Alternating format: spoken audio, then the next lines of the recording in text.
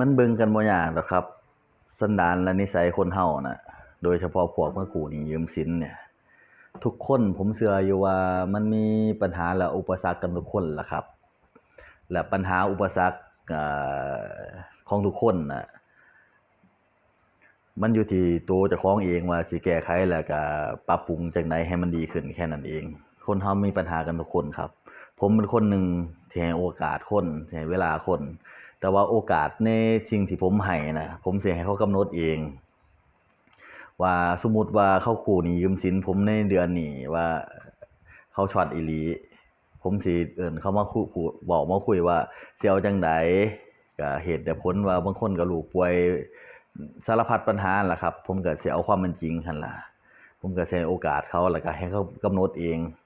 ผมสิบอกเสมอว่ากำหนดมาเลยสิ่งที่เจ้าของเฮ็ดได้นะถ้าผมให้โอกาสปรับปรุงแก้ไขแล้วเขายังบ่ปรับปรุงแก้ไขล่ะนั่นล่ะครับมันก็เป็นการฆ่าตัวตายในตัวเจ้าของจำไว้เสมอครับน้องนี่บ่แล่นมาหาข้วยแน่นอนมีแต่ข้วยต้องแล่นไปหาน้อง